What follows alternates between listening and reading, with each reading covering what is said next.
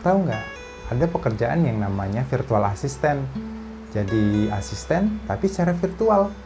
Dikerjakannya bisa di mana aja dong. Terus gajinya macam-macam. Bisa ada yang dibayar dengan US dollar juga. Wah, kalau kamu penasaran, yuk kita sama-sama pelajarin.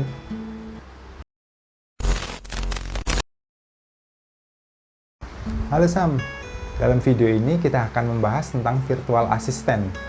Nah, kalau kita googling tuh virtual assistant, banyak sekali pengertian-pengertian virtual assistant di sana. Nah, kalau boleh saya rangkum, virtual assistant ini adalah orang yang memberikan layanan administratif atau dukungan lain terhadap kliennya secara jarak jauh. Nah, secara online. Nah, jadi kita bisa mengerjakan pekerjaan ini di mana aja. Bisa saat kita staycation dengan keluarga, kita bisa meluangkan waktu untuk melakukan pekerjaan ini. Bisa juga kalau kita sebagai mahasiswa, kita punya spare waktu sekitar 4 jam, 5 jam sehari, mungkin bisa kita manfaatkan untuk bekerja sebagai virtual assistant. Apa aja sih yang dikerjakan oleh virtual assistant?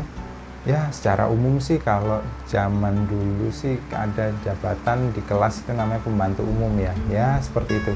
Kita mengerjakan apapun yang klien minta, tapi secara virtual, secara jarak jauh.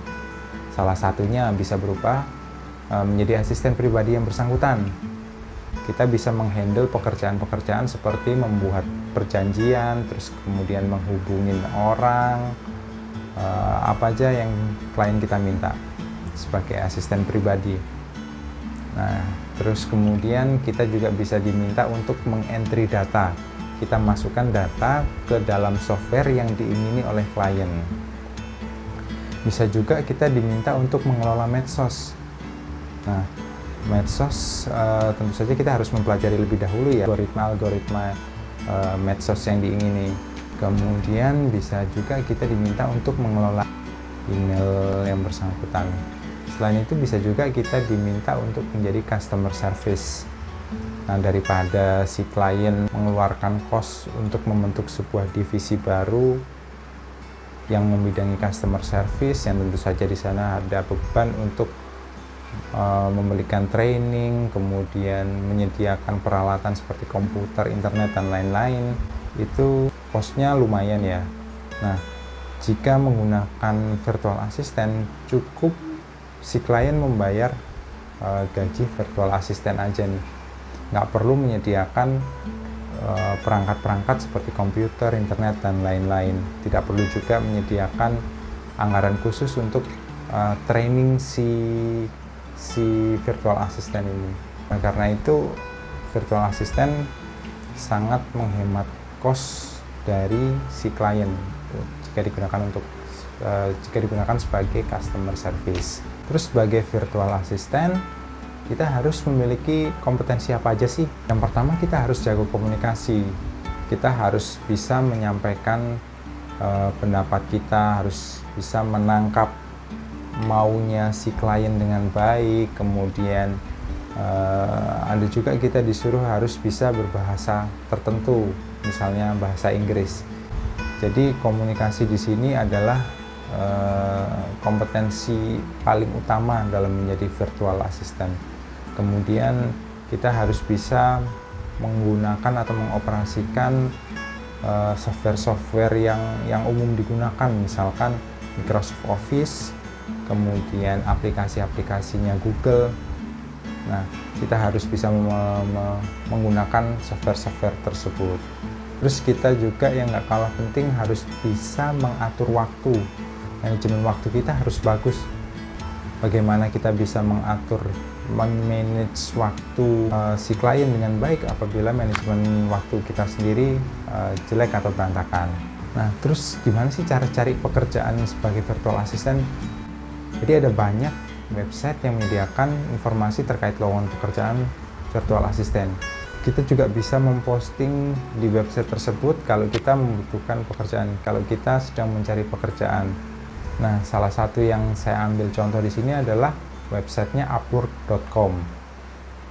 Nah, di upwork.com, coba di sini udah saya ambil 3 contoh ya. Yang pertama, Virtual assistant yang disyaratkan adalah excellent communication skill dan bisa berbahasa Inggris secara jelas.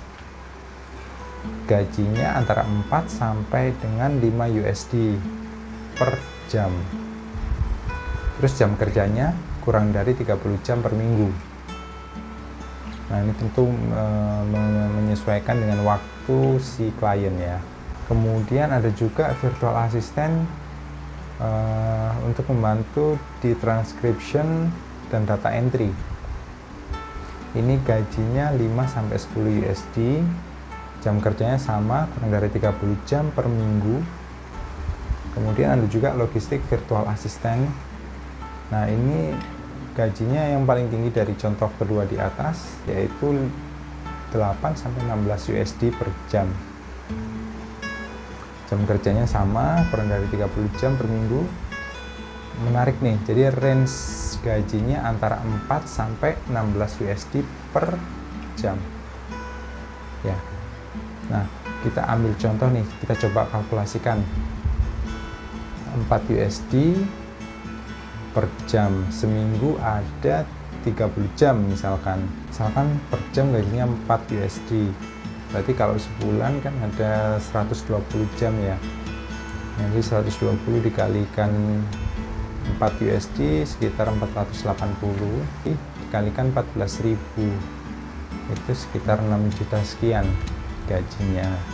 Yang paling tinggi di sini 16 USD. Jadi 4 kali lipatnya ya.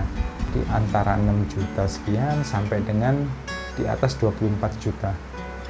Dengan jam kerja kurang dari 30 jam per minggu. Wah, menarik kan? Oke Sam, saya cukupkan di sini video kali ini. Kalau kamu punya informasi-informasi lain terkait virtual assistant, silahkan drop di kolom komen di bawah ya. Mungkin bisa jadi informasi tambahan buat teman-teman yang lain.